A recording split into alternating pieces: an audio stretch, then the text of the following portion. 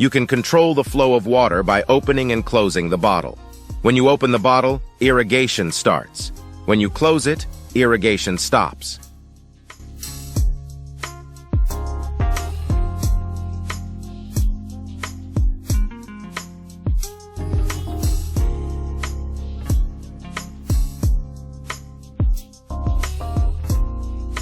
Link to the complete guide video is mentioned in the description.